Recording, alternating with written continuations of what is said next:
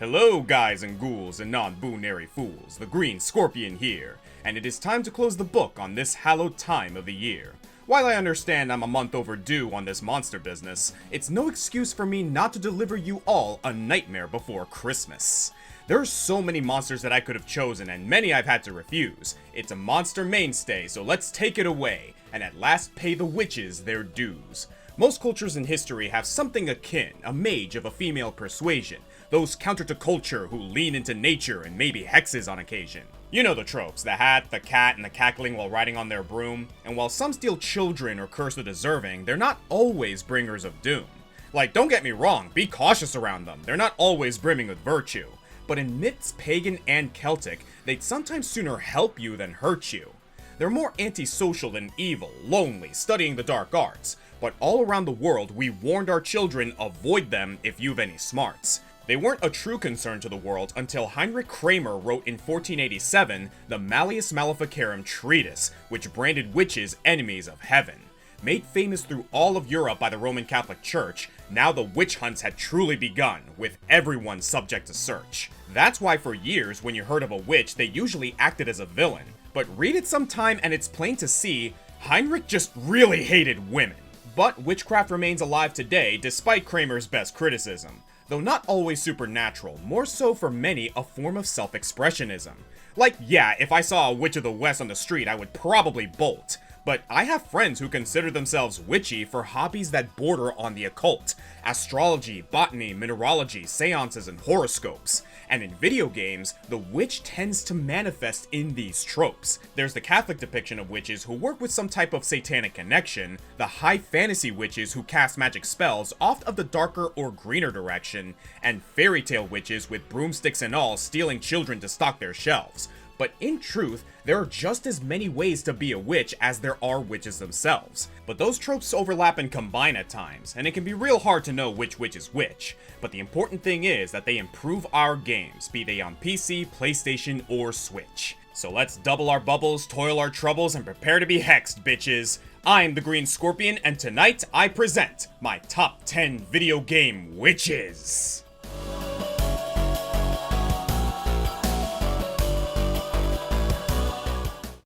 You guys know I haven't played every single video game out there, right? I understand it's disappointing when your favorite doesn't get included, but even if I researched everything I can under the moon, it's impossible to familiarize myself with everything. The only games I played rule was made to protect my own sanity from the entire vacuous space of this medium. Though occasionally I do go out of my way to play a game that someone tells me is perfect for a list I'm planning. In this case, I was advised by ComicFoil and his wife Allie, who's a self-proclaimed witch by the way, to try out this indie game called Wytchwood. Wytchwood is an indie title about, well, a witch from the woods, who finds herself tasked to wake a sleeping maiden at the behest of a talking goat. Already we're getting a lot of witchisms here. I love the witch's design, which looks like it was cobbled together from things in a witch's pantry. Her head is helmeted with an upside-down cauldron with slits for 4 eyes. She's got some Ren Fair looking clothes and little bird feet, which kind of reminds me of Baba Yaga from Slavic folklore and her house that travels on chicken legs. The maiden evokes Sleeping Beauty or Snow White, who were put to sleep by a witch, so it's kind of a twist that you're the one trying to wake her up. And the whole talking to goats thing is a supposed way to identify a witch in the Maleficarum, like the goat that they were talking to would actually be the devil in disguise or something. I don't know, that book is dumb. And while we never see what's underneath the cauldron, the witch is giving off some old lady vibes. She refers to everyone as young pests, and seems generally annoyed that she has to help people to further her own goals. She'd rather be at home in her swamp, but also enjoys the chance to screw over some wealthy assholes abusing their power. So to break the sleeping spell, the witch needs to perform a secret retribution on the 12 societal monsters who have wronged her, depicted here as anthropomorphic animals like the rat, the wolf, etc., giving the story a real fairy tale feel. But how do you deliver this comeuppance? Through crafting. Lots and lots of crafting. Littered throughout the world are dozens of creatures and components, and with her witch's eye, the witch can immediately identify what spell or reagent is needed to deal with any given foe, and in her spellbook she can quickly reference the ingredients of that spell or reagent. It's not so much a puzzle because the answer is already given. Rather, it's about gathering what you need in whatever way feels right to you. Here's a standard example. So in the quest The Stag, you need to get some information from a bunch of snooty nobles that don't want to talk to you. So clearly you need some truth serums. A truth serum is made from mixing unveiling powder, a crow's foot, and 3 chilled mushrooms. Okay, well the mushrooms are easy, just take the hatchet and break apart some logs in the snowy region until you find some. Easy. The crow's foot is quite literal, you have to catch an actual crow. And for that, you need a snap trap, which has its own recipe. So the snap trap is made from mixing impi nuts found in the forest and wickerworks, which is another recipe. And that's made from reedy twine and twigs, which can also be found in the forest. So collect all those, make the traps, catch the crows, get the crow's feet, 2 down, 1 to go. So what's unveiling powder? Well, for that, you need to mix hag shrooms and seeker vines, both found in the swamp, with more impi nuts. Damn it, knew I should have grabbed extra. And then finally you have all 3 ingredients so you can make a truth serum, but you need 3 truth serums. So repeat this process twice and you can finally get back on track. So yeah, all this might sound frustrating, but a lot of what witchcraft is constantly realizing that you're out of something and having to run to the store again. And besides, you're doing this quest at the same time as other quests, so you're always multitasking on your grocery shopping. And for some cozy game lovers, this can be very meditative. And it's also extremely cathartic to see these horrible people get their just desserts from what, to them, seems to come out of nowhere. But for you, it's the result of hours of planning. After researching all of my entries today, I came up with 3 qualities that separate witchcraft from other forms of magic or spiritualism. And the first one is intention. What the witch is doing in Wytchwood, and what many supposed witches in the past were doing, is often more chemistry or cooking than unexplainable sorcery. Heck, one of the things that you can make in this game is bread. But what elevates a witch's spell is the intention that the witch puts into it, something emphasized in every witchy instruction book. These things don't work just because you put the right ingredients into a pot. They work because you wanted something enough to put your intention into it, and that you cared enough to scour the woods for the right sized twigs to make your spell work. In the end, the secret ingredient to every formula is a witch's hard work, and this game exemplifies this in a repetitive but rewarding way that is sure to make you smirk. I'd say the Wytchwood Witch is a pretty strong start to our list, though let the record show that I did not finish this game. But you get the gist.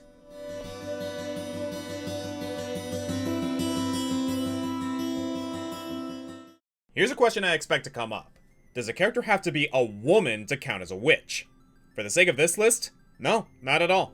Witchcraft certainly has a history with women, much of its iconography is rooted in femininity, and in some stories it is exclusive to women, but it's not a hard rule in all fictional universes, or our own for that matter. Witch spaces I've seen are actually very welcoming to male and non-binary members, and depending on the outlook or a story's rules, there might be another name for non-female witches. In Harry Potter, wizards are just the male counterpart to witches. The Sabrina series does the same thing with the term warlock, whereas the Owl House decides witch is a gender-neutral term. All of this is to say that we have exactly 1 male character on this list, and while the actual word witch doesn't come up too often to describe him, he's an overlooked character who really deserves the credit.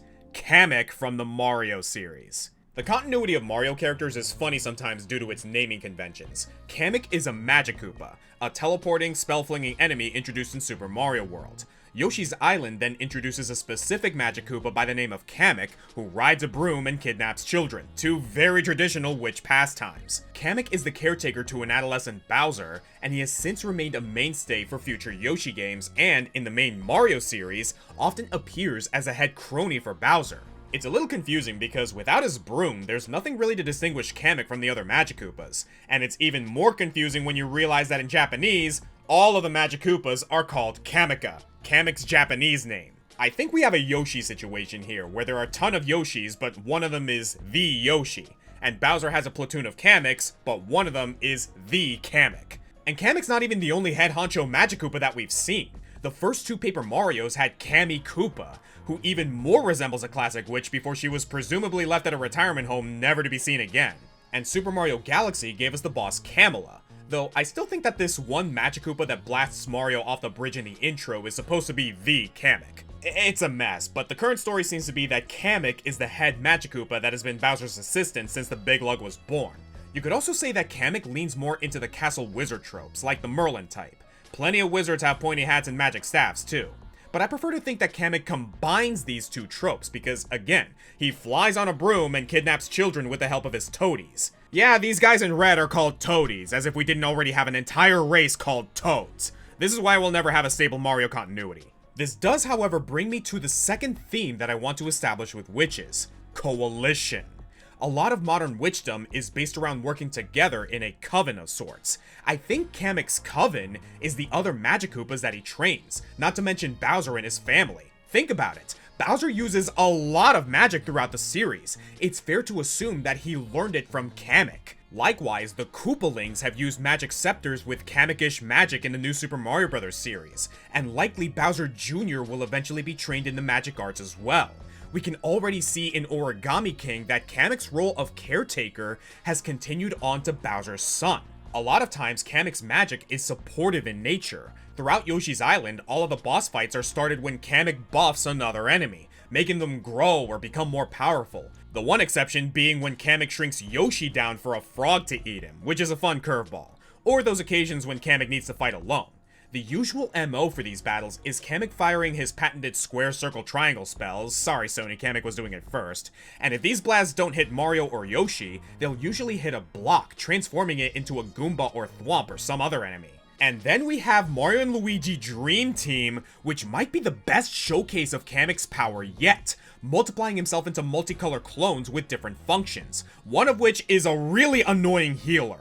Granted, this fight is in the dream world, so Kamek might be drawing upon some dream logic to be this powerful, but either way, I love this fight because it feels like Kamek's chance to finally let loose after all the crap that he has to put up with all this time. He's one of the best sidekicks in Origami King, but spends all of his screen time worrying about Bowser Jr. until he basically sacrifices himself with a multi-shadow clone jutsu to let Mario continue on to aid Bowser. He was originally planned to be playable in Mario Kart 64, but then was cut and didn't get introduced into the series proper until the DLC of Mario Kart 8 Deluxe. Bowser's constantly putting him down and threatening him, but keep a close eye and you'll catch these little moments of mutual respect between the two. Kamek works hard and doesn't ask for much, and appeasing Bowser has to take tactics and a light touch. But his contributions to the Koopa army are no mystery. He's the linchpin of the most omnipresent villainous force in video game history.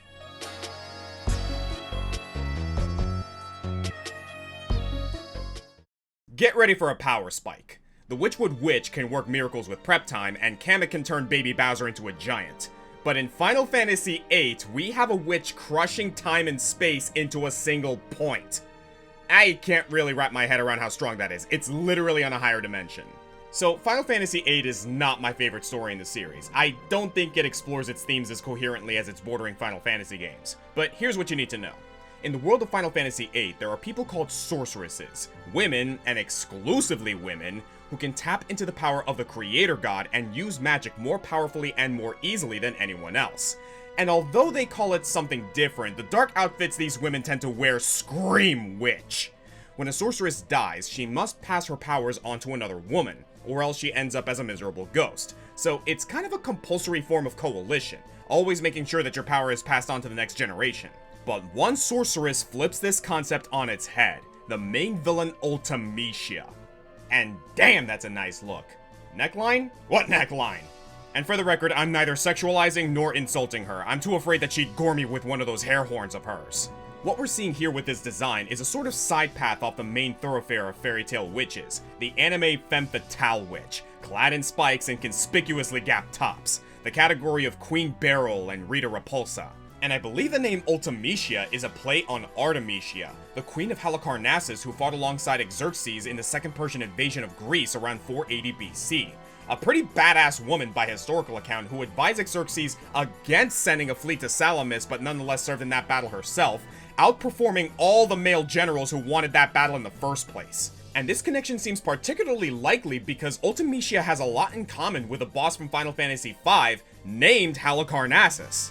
Neat! And of course her name refers to ultimate, meaning last or final, as Ultimecia is from the distant future, the end of time as it turns out, where she'll have no one left to pass her powers on to. So instead, she sends her consciousness back in time, possessing a series of sorceresses with the eventual goal of reaching the beginning of time and casting a spell that squishes the timeline together like an accordion. In typical Final Fantasy fashion, we don't immediately know that Ultimecia is doing this, or that she even exists, until deeper in the game where she turns out to be the secret villain behind the secret villain. And yeah, Ultimecia is extremely powerful. less into potions and brews, but more as an active spellcaster. In her boss fight, she has this annoying gimmick where she chooses the 3 party members that she'll fight, the others being tossed out of the battle, so you're gonna need everyone equipped and ready. She'll also cast Maelstroms to curse everyone and reduce their HP to 1/3 of their maximum. She can enchant herself to double cast all of her spells, and will immediately dismiss your summoned guardian forces, the otherworldly beings that other people use to access their magic. Worse yet, she'll summon her own girlfriend out of her opponent's nightmares, the Diabolical Griever, and combine it with her final form using the junctioning system. This is the same mechanic that you've been using throughout the game, but when she does it, it reminds me that it's essentially summoning and combining with demons, which is the thing the Catholic Church was so afraid that witches were doing. Which brings me to the third major theme of witch media, persecution. In most settings, witches are seen as evil by the populace, sometimes rightfully, sometimes unrightfully. So a lot of witch characters come from a place of fighting that oppression. The heroic version of this is gaining power to protect their kind. The villain version, Ultimecia's version, is mass retribution. Across Final Fantasy VIII's massive lore, there have been many sorceresses, both good and evil. There's Adele, a sorceress who took over her continent, and was so feared by the world that she had to be trapped in a giant Pandora's box. On the other hand, there was a sorceress that, though we never learn her name, was so beloved by the people that she had a movie made about her. A movie Laguna stars in at one point in her flashbacks. So society's view on sorceresses has probably had its ups and downs, but seeing as there's now a government military academy dedicated to defending against witches, plus some of the things that Ultimecia says later, it's safe to say that a big part of her motivation was seeing history's treatment of people like her. This scene is a little confusing because the sorceress we're seeing is actually another character named Adea, but Ultimecia is controlling her at this point. These words are hers, and likely so is that outfit. As Adea, Ultimecia manages to charm herself into being the appointed ambassador of Galbadia, and in her best villainous scene, makes a speech to a bewitched crowd, chastising them for appointing the kind of person that they've been persecuting for all of history, and then unalives their leader to massive cheers. Damn! For real, this scene shook me on rewatch. Like, this is certainly a terrible thing to do, but it feels weirdly topical now. Let me make this clear, I am not congratulating this, it's just a very powerful scene. And in terms of power scaling, Ultimecia is one of the strongest witches on this list. She's a cosmic level threat. And she's also the culmination of a ton of great lore that I think has a lot of interesting things to say about how society historically treats a belief system that it doesn't really understand, alternating between patronizing and subjugating the sorceresses for the things that they might do. When I look at this story that way, Ultimecia is a tragic figure, having no descendants to pass on her wisdom to and instead trying to work her way backwards, not just rewriting the history of oppression, but also making history impossible to occur. There is a lot to chew on here. So if Ultimecia is this powerful and influential, why is she so low? Well, because Final Fantasy VIII is weird. You hardly ever see Ultimecia outside of her proxy, and because of that, I'm not even sure how much of her motivation is really in the story. I'm running on a lot of conjecture here. And like I said, Final Fantasy VIII is not that good at explaining its themes, and Ultimecia's plot is wrapped up in so many other confusing characters and plot threads, not so much weaved as knotted together. There are a ton of fan theories that attempt to make Ultimecia more interesting, like maybe she's Rinoa from the future, but the writers repeatedly shoot down these theories.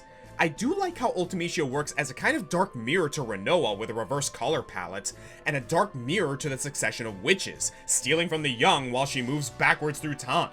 But that's just it. She's a mirror, and without anything in front of that mirror, there's nothing there.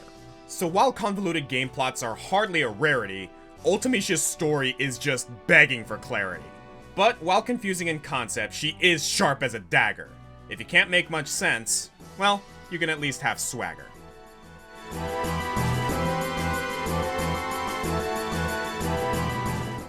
So, I think there are going to be two camps here.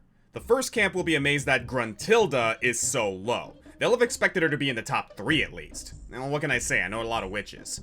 The second camp is going to be gobsmacked that I could rank a comparatively cartoonish crone over the woman that compressed time into a single point. Well, again, it comes back to Ultimatia's unexplored character motivations. Witchcraft is all about intention, and I know everything that Gruntilda intends. All the whats and the whys. She's an open spellbook, and that makes for a way more compelling character. But let's not assume that you all grew up with Banjo-Kazooie and explain this loathsome lady. In a story beat right out of Snow White, Gruntilda asks her magic reflective surface, who's the fairest of them all? The talking cauldron says, not Gruntilda, and instead chooses Banjo's little sister, Tootie. And rather than reporting her cauldron to the FBI, Gruntilda kidnaps the bear cub and plans to magically siphon her beauty, which we see in the game over screen, resulting in Hot Grunty. Funny thing is that Gruntilda really thought she had a shot at being the fairest before this exchange. The world may think she's ugly, but Gruntilda thinks she's beautiful, living in a tower shaped like her own face surrounded by grunty decor. I almost envy that level of self-confidence. She's a real nasty goblin of a lady too. There's a whole side objective in learning all of Gruntilda's disgusting habits, which become topics on her deadly game show.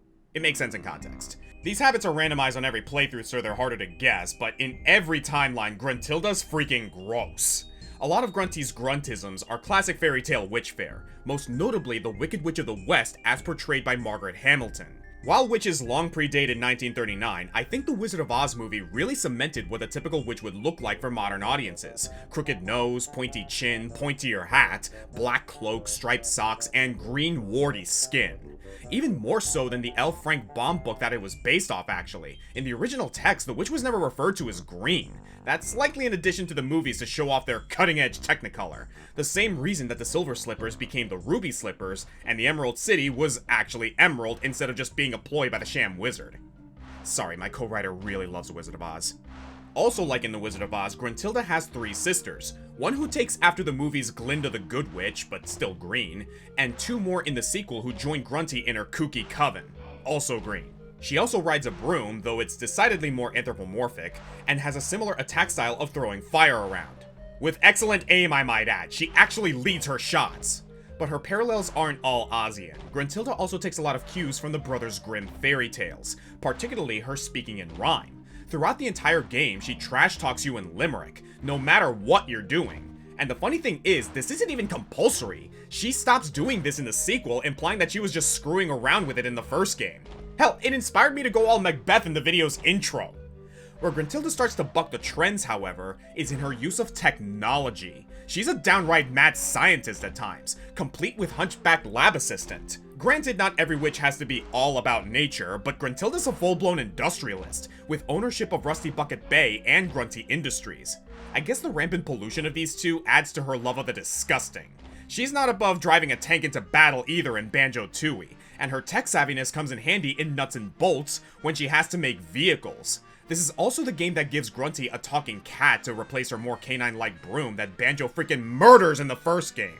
And as I'm sure you've noticed, Gruntilda takes on a few different looks over the years. I guess she's functionally immortal, but her body still takes battle damage, becoming a skeleton of her former self after the first game, and then being reduced to a head after the second, which then gets put into a robo-suit. To quote the legendary Debbie Reynolds in the cinematic masterpiece Halloween Town, magic is very, very simple. All you gotta do is want something, and then let yourself have it. Magic is foremost intent after all, even if you cause conflict or strife, and Gruntilda's unearned sense of entitlement keeps her just clinging on to life. She may be a joke, but jokes can do damage, and Grunty's the worst of the worst. The best kind of villain that you want to take down with that bird you have stuffed in your purse.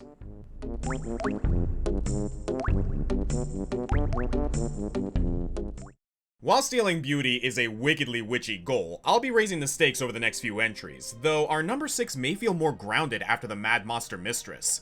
Baldur's Gate 3 is giving us a lot to work with this month, and in the hollow of the Emerald Grove, we can find Auntie Ethel, a kind elderly potion seller. At least, she seems kind at first. Clearly she's a witch, she's living out in the middle of nowhere making potions, but we also start to hear about missing children in the area. You can either gaslight this clearly desperate woman, or raise suspicions against Ethel to reveal that she isn't just a witch, she's a hag. Now, the word hag in English usually refers to a yucky old lady, but it's also used to refer to a particularly foul witch, usually one who chooses solitude over the company of a coven. In Dungeons & Dragons, which Baldur's Gate is based on, there's no selectable witch class. There are some versions like Pathfinder where it's available, just not here. Hags, however, are a separate race of monsters. Their strange powers attributed to their relationship to the Fae.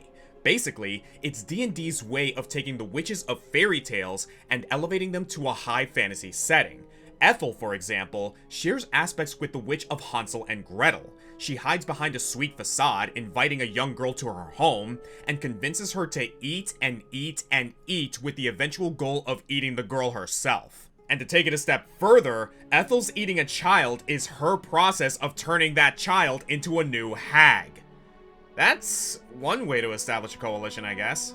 So like with the fairy tale witches, Ethel's witchery is a dark inversion of motherhood. As per D&D lore, hags have no real motherly instincts. They'll feign a protective maternal relationship, which is why Ethel insists that you call her auntie, and they'll physically breed offspring, but won't take any role in actually raising the new hag, simply setting it loose to wreak more havoc on unsuspecting forest travelers. You can view the proliferation of these witch tropes in ancient times as a fear of women who didn't perform the household roles that they were prescribed to. Like, "No, Ethel, that's not what you're supposed to do in the kitchen. Grunty, you're supposed to clean with that broom, not ride on it."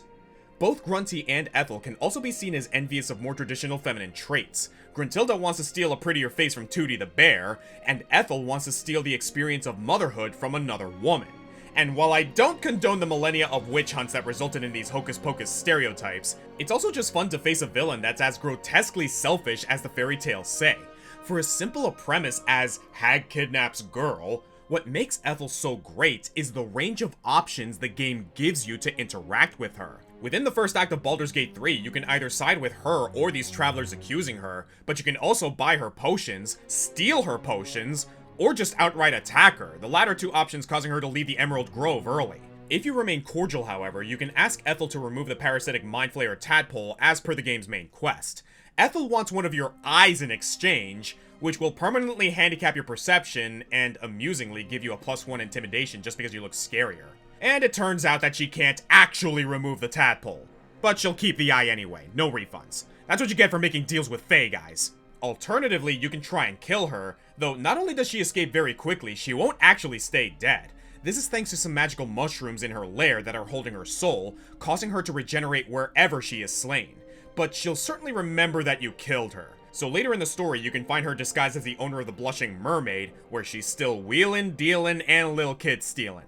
Once again, you can try to attack her, but to keep her down for good, you'll have to find her lair and stomp out her mushrooms.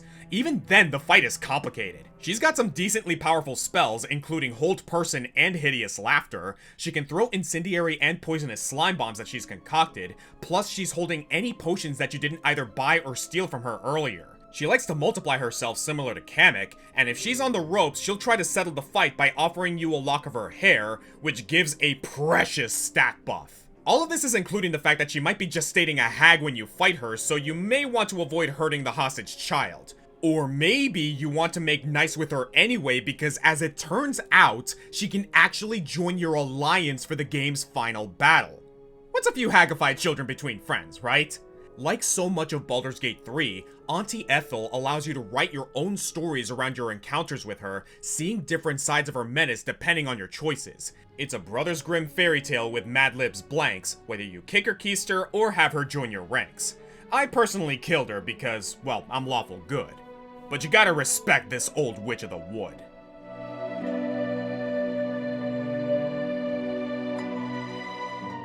Arc system works as a double-edged sword for me in these countdowns. They come up with such great character designs that twist or elevate a ton of classic tropes. But trying to explain these characters' backstories is a constant nightmare for me. Well, we're diving in anyway because we have to talk about Eno, the rock and roll witch from Guilty Gear. First of all, awesome design. Does anyone remember the Hex Girls from Scooby-Doo? Yeah, you do. So let's start with her observable witchcraft and then get into the nitty-gritty of this story. Eno is just awesome. Her hat and her outfit immediately sell witch, but her magic comes out through her music, blasting waves of sonic energy, turning her hat into a speaker to amplify her sound, or getting up close and personal to garrote people with her guitar strings. She was a shoo-in for top 10 musician fighters back during my first weapons month. And you might be thinking, wouldn't this make her a bard rather than a witch?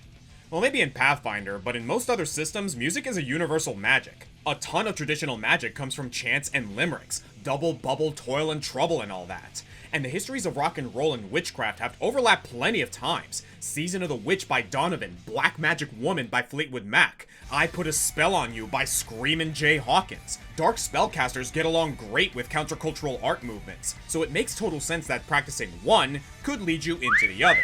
In Ino's case, her Duesenberg guitar is standing in as her broom, letting her more or less ignore gravity. This gives Ino some dangerous mix-up potential as she can access all of her aerial moves while still low to the ground. Kinda like Peach in Smash Bros. Very difficult to master, but more difficult to contend with when harnessed by a professional. Ino even serves as the final boss of a few Guilty Gear story modes for this very reason. So after a few rounds of getting my ass kicked by this Crimson Occultist, I decide, cool, I want to know more about her. How did she become a witch? Why does she play music? What are her goals and her dreams and... You can never make this easy for me, can you, Arxis? So this is what we can gather from her many storylines across the games. Truncated, mind you, I don't want to be here all day. So there was an event in this world called the Crusades. Not the real world history crusades, mind you. These crusades happen in the future with monsters threatening humanity. And during this time, the wishes of the people for a better tomorrow were so strong that it manifested into its own entity, which was put into the body of a girl living in the backyard outside of time and space. But another entity named the Original thought that this being would be too powerful, taking away half her power and her sense of humanity. What was left was Ino, with no past, no future, no memory, and the ability to time travel for some reason. Ino sees a dark future yet to come and makes it her mission to interfere with the timeline enough to divert fate, though she goes about it in a very renegade fashion. She's seemingly incapable of being nice to anyone, and has even more trouble directly communicating her intentions, so usually she shows up messing with other characters, sending them to random places and making them fight each other as part of her convoluted plan only she understands. Mixed with suggestive double entendres because, hey, she worked hard on that outfit and she likes being flirty. She teams up for a time with the anti-villain That Man, yes, his name is That Man, this series fucking hates me, who has his own way of trying to fix the universe, but she never puts all of her eggs in one basket. And once Ino learns about her confusing origin, she lashes out against the Original, That Man, and pretty much anyone else trying to help her. Ino is a being of contradictions. She's trying to save humanity, but she also just kinda hates people, especially any form of organization or chain of command that binds people together. She's an agent of chaos, which is very witchy and very rock and roll. Both of these movements are inherently defiant, popularized by their rudeness and refusal to follow the norm. Of course, both rock and roll and witchcraft can be co-opted by the powers that be. Bands sell out and corporations sell cheap tarot cards, the same way that That Man seeks to use Ino for her magic. But part of any good rebel's journey is learning that the rage against the machine is just part of the machine, and then you must learn to rage in your own way. Ino gets very discerning with her alliances after this turn, re-examining her rivalry with Axel Low and Soul Bad Guy.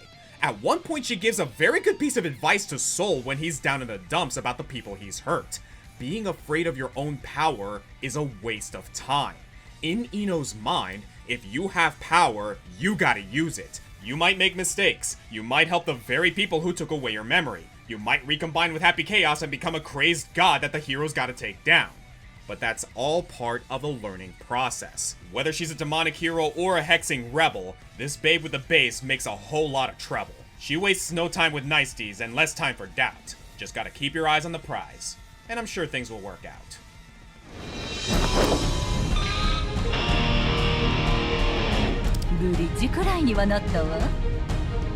Ino wins. Speaking of game lore that is hard to get a straight answer for, FromSoft. I actually had a few people recommend the Witch of Isolith from Dark Souls, and yeah, she had a commanding presence in her backstory, but what little time you see her in-game, she's the bed of chaos, and fuck the bed of chaos! Dark Souls isn't gonna help us out here, but more recently, we met an endearing enchantress in Elden Ring who won the hearts of gamers everywhere. A little witch named Ranni. Born the daughter of Elden Lord Radagon and Queen Rennala, Ranni was upgraded to demigod status when her dad left her mom and married the divine sovereign Queen Marika. This also made Ranni next in line to take Marika's place as the new lead of the sovereign autocracy of the land. But like many witches, Ranni's not a fan of organized religion and doesn't like how the divine will governs everyone's lives. Unfortunately, this would be a hard thing to rebel against. Being named successor made Ranni an Empyrean, making it so that her destiny to rule was magically baked into her flesh. So what did Ranni do? She got rid of her flesh. We see Ranni a lot throughout the game, but the Ranni we see isn't the original Ranni. Instead, her soul is inhabiting a doll, a motif that FromSoft really seems to like. This doll wasn't even made to look like Ranni, but rather her mentor, known only as the Snowy Crone. You can read more about her from the description of these matching costume pieces. So yeah, Ranni's working with two very popular witch motifs here, the first being Cold and Frost. From the Snow Queen by Hans Christian Andersen, which of course inspired Disney's Frozen, to the White Witch from Lewis Carroll's Chronicles of Narnia, ice has always been a great focus for cold-hearted hags. Ranni's other specialization is stars. She's a bit of an astrologian. Apparently when you become an Empyrean, you get your own moon, hers being the dark moon that gives off a cold and lonely aura synergizing with her ice, and her ultimate goal is for the player to help her ascend to the night sky, replacing the tyranny of the Elden Ring with a new age of stars. Now, astrology as a topic can evoke strong feelings in skeptics. Like, sure, it sounds unlikely that everyone born in a 30-day time frame is going to share the same innate qualities, but people who study the zodiac closer find that stars don't actually make people do anything. They more so offer hypotheticals that allow us to self-reflect, shedding light on our foibles and what we actually want out of life. That's the kind of rulership that Ranni envisions, for people to have their freedom led only by a watchful, guiding light. So if you complete Ranni's questline, she'll beckon in this new age, which due to a rather unfaithful translation sounds a lot more sinister in the English version, but really, I think she just doesn't want anyone telling her what to do. Heck, achieving this actually requires that you basically propose to her, giving her a ring and becoming her consort. I mean, I could do worse. So about that whole being dead thing. In my favorite bit of lore, Ranni escaped her Empyrean destiny essentially by exploiting a magical loophole. Ranni steals the Rune of Death, like the very concept of death itself, off the Elden Ring. She breaks half of it off and infuses it into the black knives of some hired assassins, who use them to kill Godwyn the Golden, another demigod. And at the same time, she puts the other half of the death rune into her own body, so that in that same instant, both her and Godwyn half die. Godwyn dies in spirit, his body left as a sort of zombie, and Ranni dies in flesh, escaping her Empyrean vessel and taking refuge in that doll. This also leaves a runic mark over the doll's one eye, with the side effect being that she always looks like she's winking. Okay, I'll admit, that's cute. So far as witch spells go, this has to be one of my all-time favorites, because again, it doesn't work by any written laws of magic. It's not like anyone ever tested what happens if you split the death rune into two bodies. But it works because Ranni has the idea of what each ingredient represents and a will for how she wants it to manifest. Intention, intention, intention. There are all kinds of other deeper theories that we could argue over, whether or not Rennala was her real mother, or if she has any connections to Melina. I mean, their faces are basically mirrors of each other. But what truly matters is this. She forms a coalition, practically a church in its own right, around her beliefs. She casts her magic with metaphor and intention, all with the means to end what she sees as persecution. And she pulls off a big snowy hat like no one else. Though cold is the night, you need not be afraid of this wintry waif and her shadow knight blade. With you by their side, they can finally try to see all peoples free as the stars in the night sky.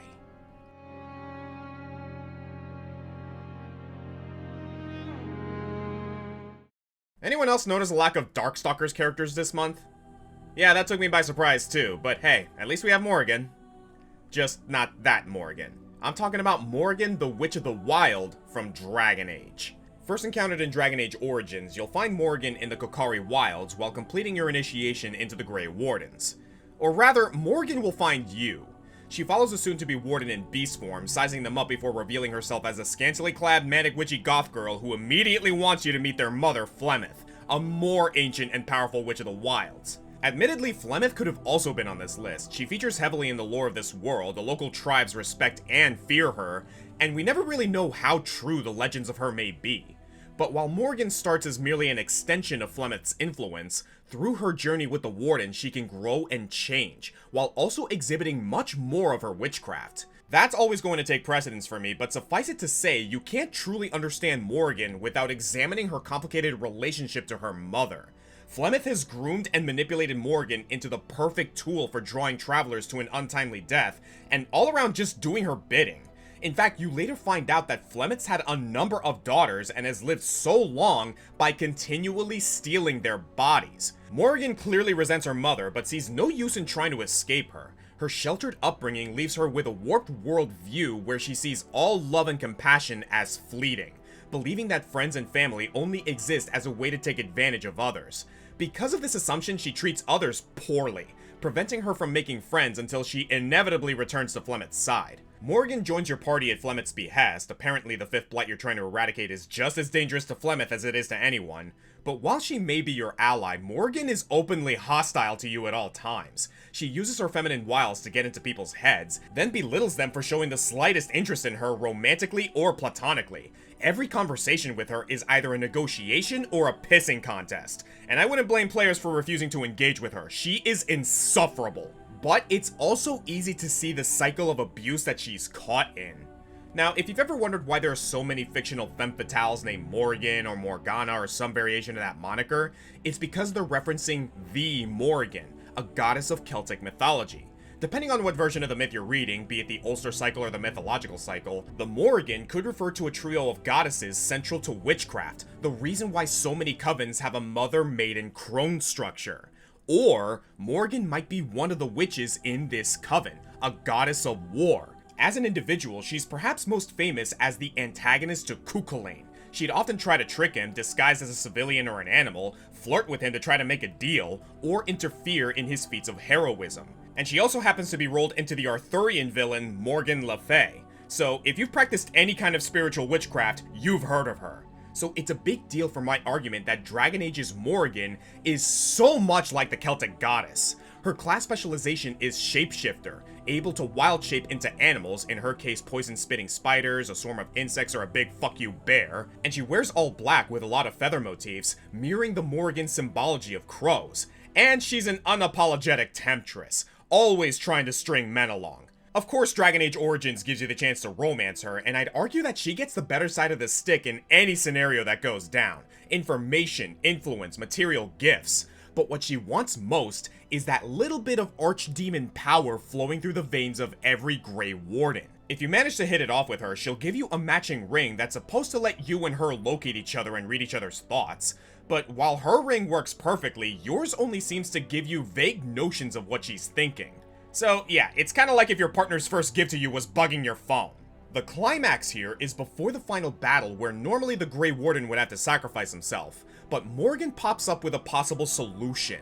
One that involves her immaculately conceiving your child, transferring your archdemon juice into the little baby, and then running off with it to suit her own needs. It doesn't even have to be your son, in fact. If you say no, she can still do it with Alistair and then pull the archdemon power into the child anyway. She just wants it to be your child. Maybe her own twisted way of being sentimental. So like Kamek, Gruntilda, Ethel, heck, even her own mother Flemeth, Morgan's following the fairy tale witch tradition of hoarding children to perform confusing evil magic with, but somehow this feels the most perverted. I'm reminded of Grendel's mother from Beowulf or Melisandre from Game of Thrones, witches gaining power through sexual acts with specially ordained heroes. Whether you agree to this or not, Morgan will leave the party, appearing again in the Witch Hunt DLC for one last tete-a-tete. I wanted to focus mainly on Origins here because that's where you spend the most time with her, though she does return as an NPC in Dragon Age Inquisition and is set to play a big role in Veilguard, which evidently has already come out before this list did. Sorry I won't have time to react to Veilguard, but let me highlight her appearance in Inquisition, where I think Morgan goes from a memorable party member to a legitimately fascinating character. At this point, it seems that Morgan has successfully distanced herself from Flemeth, now that she knows that she was meant as Flemeth's next vessel. She's now the arcane advisor to a powerful empress, playing the room and trading a little bit of her knowledge for a lot in return. This also gives us a chance to meet her son, Kieran, the result of that weird ritual that she did back in Origins. So here's the interesting thing. One possible path sees Flemeth capturing Kieran, and Flemeth offering Morgan a deal. Either Morgan gives herself up to become Flemeth's vessel, or Flemeth keeps her son, Kieran. And maybe it's because of the lessons that she learned while traveling with the Grey Warden, or from some stronger motherly instinct, but Morgan decides to sacrifice herself for the life of her son. effectively breaking that cycle of witch parents using their kids. Morgan is unique on this list in that the persecution that she faced was due to another witch. Her intention was always a bit all over the place because while she is great at getting what she wants, she always had to put her needs second to Flemeth's. And sure, Morgan had a coalition, her family, that being her and her very toxic mother, a coalition that she never asked for or wanted. But nowhere in the past 7 entries do we see a witch really struggle to decide who her coalition is with. Morgan first breaking ties with her mother, and then sacrificing herself to the person that she fears the most for her new kinship that she's found within her son. Old Morgan would never have done that for anyone. And it works out for the best because Flemeth is forced to let Morgan go as a result. Apparently, someone of such will and intention can't be forced as Flemeth's new vessel. As Flemeth puts it, "You were never in danger from me." Not because Flemeth wouldn't have harmed her, but because Morgan's spirit has become ironclad. Flemeth also leaves Morgan with some parting words, that a time of great change is approaching, and when that time comes, don't be afraid to leap. I guess we'll see where this takes Morgan in Veilguard, but with her wild shape ability and everything that she's been through, Morgan's well adapted for change. Her charisma unmatched and her power astounding. Political acumen and influence compounding. A mighty witch straight out of the Wizard of Oz. And a far better mother than her mother ever was.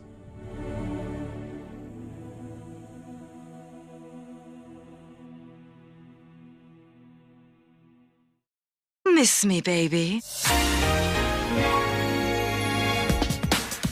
I bet most of you expected Bayonetta to be number 1. Well, hey, so did I. And while another character just pushed ahead of the witchy races, the Witch of Genesis Bayonetta could very easily tie.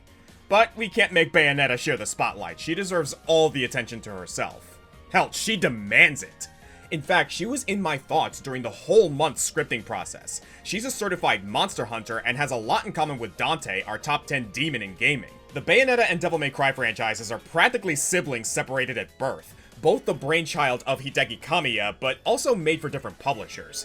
Bayonetta's pistol-whipping fighting style was inspired by Dante's, and she's also kind of a half-breed, born to an Umbran witch and a Lumen sage. Originally named Cereza, Bayonetta's birth of light and dark was seen as blasphemy by both communities, and though she was raised among the witches, she was denied training in the magical arts. Still, she found a way to learn witchcraft, excelling in just about every aspect of it. My theory is that the light within her soul acts as a sort of magnetic opposite that draws out more energy for her Umbran magic. We don't see her casting too many spells, not traditionally anyway. She prefers to channel this energy into several weapons, most famously a set of 4 handguns, but also other powerful tools like swords, bows, whips, yo-yos, and so much more. This might distance her from more traditional witches sitting around their cauldrons, but it's not unheard of for witches to take up arms. They were a highly persecuted people, they had to know how to defend themselves, and some were even martial masters, such as Skatha, who trained Cuchulainn to wield a spear. The persecution happens in Cereza's backstory too, not just from the Umbran witches, but to them. Cereza's people were wiped out in a surprise attack from the Lumen Sages in the 1400s, beginning a period called the Witch Hunts that line up chronologically with the real witch hunts in Europe. Cereza was hidden away, becoming one of the only survivors with her best frenemy Jean, and although she's suffering from amnesia when we first meet her, she seems to have really internalized this struggle. Except, rather than letting it get her down, Bayonetta has completely owned every stigma levied against her, for being a witch or anything else. People think witches are a threat to the church? Fine. She's gonna make a career out of killing angels, which in this series are more biblically accurate than normally depicted. They say witches commune with demons? Well, fine. Bayonetta's gonna be the best demon wrangler in the world. They say witches are seductive temptresses? Fine. Bayonetta's gonna strut her stuff harder than ever and constantly get naked mid-battle. Now, granted, this isn't just for the sake of getting naked. As per European witch lore, every bit of a witch's body flows with magic, including and especially their hair. This is why Ethel's hair from Baldur's Gate is such a powerful stat item. Bayonetta uses her hair as a spell component to fuel most of her powerful attacks, including summoning giant demons, and to make this easier, she's grown out her hair really, really long. That sexy catsuit she's wearing, that's all weaved from her own hair, ensuring that she always has a generous supply. Maybe a bit gross, but a pretty smart allusion to history and culture while still acting as an excuse for Kamiya to put half-naked women on screen. Hey, I'm no prude either, and it does help that Bayonetta seems like the kind of character who would choose to dress, dance, and speak in this manner. Sure, she's a fictional character and writers are making her into a sex icon, but in every moment, Bayonetta has the utmost agency, which has drawn both horny dudes and feminists alike to this character. And it's no surprise that witchcraft is often tied into female empowerment. So much of their history is women being judged, harmed, and marginalized. A lot of modern feminism and modern witchcraft is reclaiming these stigmas and these experiences, which fits Bayonetta to a T. It makes it a little more meaningful that she chooses to summon torture devices to skewer big enemies, given the myriad of ways witches have been tortured throughout history. And while her coquettishness is sometimes analyzed as her messing with her opponent's heads by flirting, rarely do we actually see her enemies getting hot and bothered mid-fight. I think Bayonetta just dances and flirts because she likes to. It makes her feel good, and honestly, there's nothing wrong with that. If anything, that makes it more empowering. So that's intention and persecution accounted for, but what about coalition? Well, Bayonetta can come off as prickly when she gets a new travel companion. She claims to work alone and especially hates children, but every time without fail, Bayonetta becomes very protective of her allies. This kid Loki, the suave disaster Luca, her girlfriend Jean, I mean her best friend that she went to hell to save Orpheus style. Nothing romantic here, just gals being pals. There's also Viola, the new generation character that Cereza eventually passes the Bayonetta torch to, and of course, Rodin. These two may claim that they're just upholding their quid pro quos to each other, but there's no way in hell that these two don't enjoy each other's company at least a little bit. But Bayonetta's most impactful relationship turns out to be with herself. In Bayonetta 1, the Bullet Witch comes to realize that this little girl that she's protecting is herself from the past. All at once, this helps restore Bayonetta's memories, has her step into the role of a mother figure, gives her some closure on the loss of her own mother that allows her to open up to others later on, and lets her be the supportive adult that she never had as a kid. It heals her generational trauma a bit, and I think this ties into a very witch-prevalent theme of self-discovery. Like, yeah, Bayonetta 3 in the Multiverse of Madness wasn't how we wanted the saga to end, but there's something about Bayonetta teaming up with different versions and aspects of herself that builds on that simultaneous sense of coalition and self-growth. Central to witchcraft, while it's important to find your sisterhood and depend on them, it's also vital to recognize the bottomless reservoir of power within oneself. And I'd say that's the biggest through line for Bayonetta as a character. She never lacks self-confidence, but this self-understanding only makes her more powerful with each successive game. So while these games at first might seem quite problematic, my love for its themes are true and emphatic. This 8-foot-tall champion, narratively rich, says to love yourself, and don't fuck with a witch.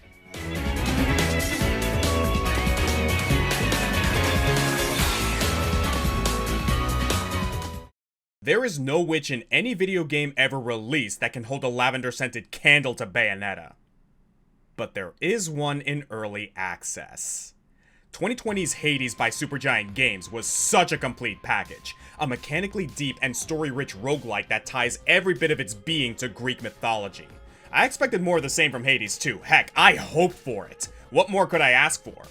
But I never would have guessed that the sequel would drop Zagreus as a protagonist in favor of a witch who ties every bit of her ability set into witchcraft. Despite being firmly set in the Greek pantheon, Hades 2 incorporates a more modern take on witchcraft, which, in turn, covers a wide breadth of witchcraft across a variety of ancient civilizations. So let's jump into our number 1. Let's talk about the chthonic nymph Melinoë. To start, it's worth noting that Melinoë is already a figure in Greek myth. One I'd say was better known before this game came out than Zagreus was before Hades 1. She has an awful lot of stories about her, mainly having a dominion over nightmares and madness, and being the daughter of Persephone, though many stories claim her father was actually Zeus disguised as Persephone's husband Hades. God damn it, Zeus. Well, in this game's lore, she's the rightful daughter of Hades and Persephone, younger sister of Zagreus, and princess of the underworld. Then everything changed when the titan Kronos attacked. Hades sent a young Melinoë away to be raised and trained in secret by Hecate, and dude, you could not ask for a better witch mentor. You know the thing I said about the Morrigan that was the inspiration for the Mother Maiden Crone archetypes? Well, I kind of lied. Hecate is way older, worshipped as a goddess of witchcraft, magic, and necromancy as early as the 1600s BC, and rolled into Greek mythology when her stories were brought over, most likely from Asia Minor. Archaeologists have found cult altars to her in Greece, Turkey, and even Sicily, many depicting her as a tri-bodied deity, mother, maiden, crone, and she remains an inspirational figure for aspiring witches to this day. The Hecate we see in Hades 2 was a tempting inclusion for this list as well, wearing a lot of post-Renaissance witch swag like that big pointy hat. Though since she is a supporting character in this game, I ultimately decided to go with the pro tag. Luckily, when we pick up the game, Malinowe's already grown up and received a collegiate level of magic lessons from her coven, the Silver Sisters. Acting as a special ops group for Nyx, the goddess of night, this coven also includes Selene, the incarnation of the moon, and Artemis, goddess of the hunt, which is fitting considering that sources often conflate these two with Hecate, some even saying that they're her other two bodies. And obviously the moon is also a vital part of witchcraft. And outside of this core group, Malinowe's also getting help from Circe, the enchantress who famously turned Odysseus' crewmen into pigs, and Medea, the sorceress who helped Jason find the Golden Fleece and took venomous revenge when he divorced her. Quite the who's who of Greek mythology witches. But enough about who trained her. What kind of witchcraft does Malinowe actually do? Would you believe me if I said everything? Unlike her brother Zagreus, Malinowe's menagerie of weapons tend to be smaller and more arcane.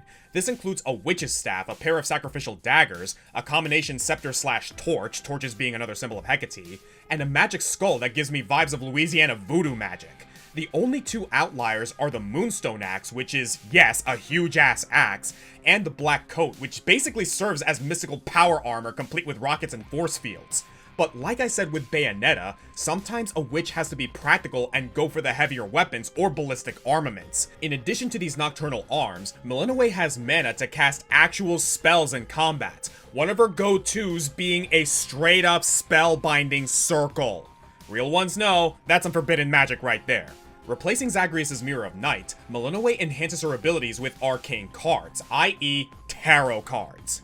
Have I really not talked about tarot yet outside of a few passing mentions? Originally regular playing cards in Italy, the tarot came to be used by fortune tellers using the inherent narrative symbolism of the cards, particularly Romani people who had immigrated to the area, and nowadays tarot is synonymous with metaphysical divination. Great way for Malinowe to pursue self-improvement. As for home improvement, Malinowe can make things in her cauldron. At first I saw all these materials and thought, oh, just what we need, another crafting mechanic in video games. But bringing it full circle with Wytchwood, finding your ingredients and putting them together with intention is what witchcraft is all about. Malinowe is making life better for everyone around her. She's a real emphatic soul that often takes people aback by how kind she is despite her singular purpose to kill a titan. This might be why animals around the crossroads naturally follow her, and holy Hera, is this the first time I'm mentioning familiars? Grunty does have her dog broom and later a cat companion, but that feels different. Morgan and Bayonetta prefer to turn into animals. And Ronnie, well, I think you're her pet. Yeah, Malinowe is the first on this list to recruit small animal-looking spirits to help her. How about that? All of this is to say that I knew Malinowe was going to be my number one when I realized that I had too much to talk about. I'd love to get into the story of her missing arm that reminds me of the Sorcerer's Apprentice, how her openness about her body parallels other women's reclamation movements despite taking Odysseus seriously off guard, how there's a whole field of color magic where practitioners choose what color witch they want to be, and Malinowe fits all 9 colors. She seriously does it all. Spellcasting, incantations, martial aptitude, divination, conjuration, spiritual growth, spiritual guidance, divine communion, gardening, crafting, decorating, forging relationships, crystalism, and fishing. Look, in this day and age of gaming, you gotta have a fishing mechanic in there somewhere. And all of this from a game that technically isn't even finished yet. Who knows what greater magics Malinowe has yet to learn? Bayonetta has taken down angels and gods, but Malinowe's besting a titan, parents of gods, and saving gods who are unable or unwilling to do something themselves. She's used the incarceration of her family and the support of her fellow witches to become a bona fide patriarch-busting bamf. She's powerful, resourceful, beautiful, and... do I have a crush on her? God damn it, not again! Well, I suppose a witch who communes with the likes of Aphrodite is bound to charm at least a few hearts out there. I'm not even mad. Even if Hades 2 released tomorrow with absolutely nothing else added, I'm still declaring Melinoë as my #1 witch in video games. Just gotta give us a better closure than Bayonetta 3. Not a high bar, honestly. I'm the Green Scorpion, and I want to give a humble thank you to everyone who stuck with me through Monster Month 2. It was a huge endeavor, tricky to pull off, but a treat to deliver, and I'm glad you were all here to witness it. Enjoy the rest of your winter months, my friends, and never stop growing, because the journey of self-improvement never ends. Be proud, hold fast, and stand tall, and may the sun, moon, and stars bless you all. So mote it be.